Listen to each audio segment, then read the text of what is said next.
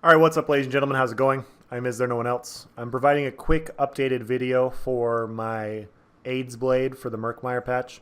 A lot has changed since the last time this video came out. I posted a build video for this about 8 months ago. The build is still very viable, especially with a few adjustments that I will be talking about. I'll talk about the build at the end, and I have some clips for you guys. I'm going to get a few more before I post a video on it, but this build is still very strong even despite all the Murkmire nerfs. So with that being said, let's dive into it. We're running 5-piece Clarion's Legacy, 3 body impen, and then the Great Sword. And the reason we're running the Great Sword is because I don't have 2 dual wield swords. Dual wield would work just as fine. The Inferno Staff would work just as fine. The Great Sword just looks badass. So I'm running that infused with a flame damage enchant. If you guys haven't seen Clarion's Legacy, it's right here.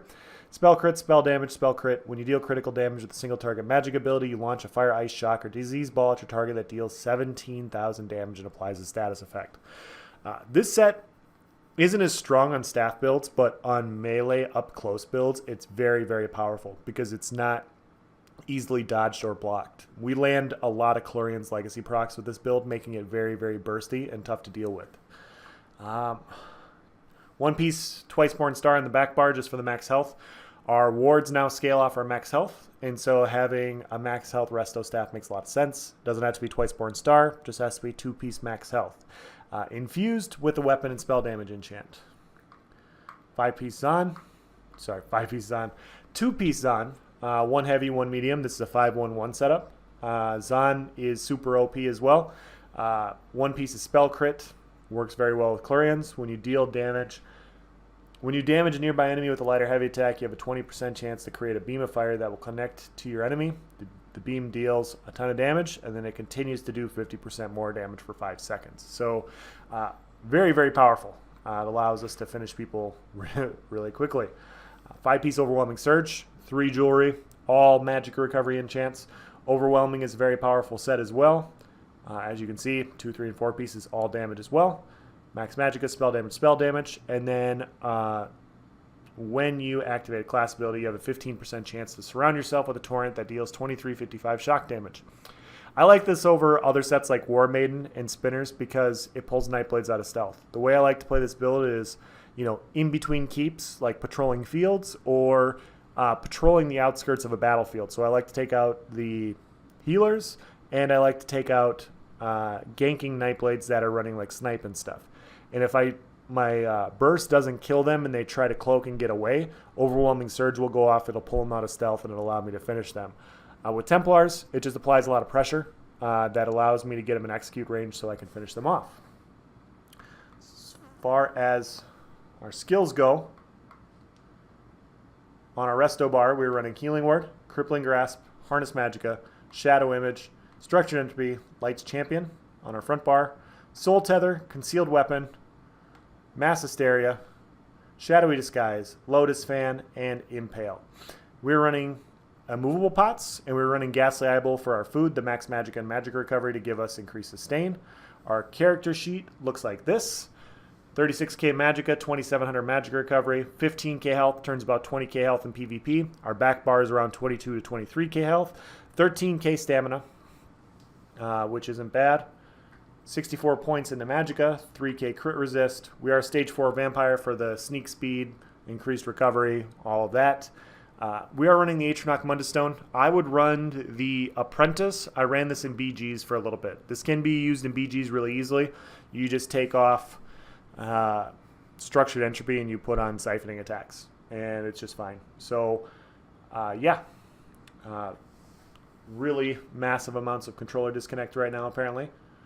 I don't know why that's going on, but yeah, so our damage doesn't look very high, but we're running all proc sets. And once again, ZeniMax in their infinite wisdom decided to go after the small heal on Healing Ward and not dealing with stacking proc sets.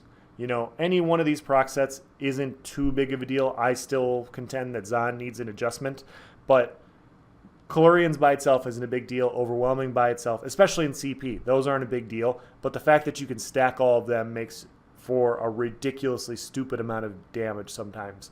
And that's the adjustment that needs to be made. ZeniMax refuses to do it.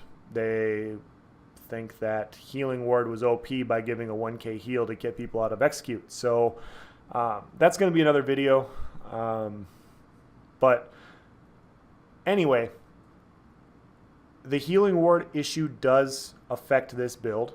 It makes it to where we can't stand toe-to-toe with people as well as we could in the past, which is fine. Like, I'm not saying you should be able to with a build like this. I'm just saying that that's the issue that we have to deal with. However, with how this build functions, we operate from stealth more often than not. Our survivability is our ability to maneuver around a fight, pick and choose our spots carefully, be very patient, use our movement speed and stealth to burst somebody down that's either an easy target or not paying attention or something like that. We're not all about standing toe-to-toe with a Magicka DK, getting, we don't have that type of build.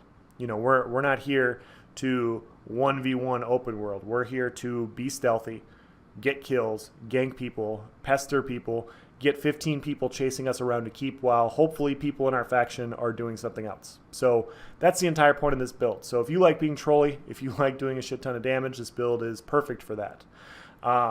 As I said, I have some clips of it already. I have some iterations of this build in the past. Very, very powerful.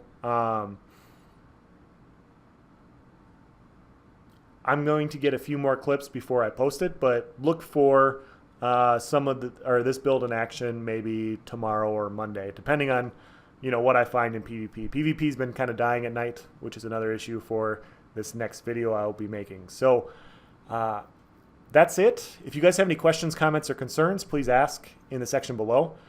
I know people are always concerned about my health and my stamina in this, and they're like, oh, it's super low. Well, it's essentially functioning like a ganker. You don't want to be fighting. You don't want to be getting CC'd. You want to move in and out of battle. So if you're standing toe-to-toe with people and you find you're running out of stamina a lot, you're playing the build wrong. You're not playing this build properly. You have to be a little bit more stealthy in order to survive. So that's it, guys. Like I said, comment in the section below. Thank you for watching. Have a nice day.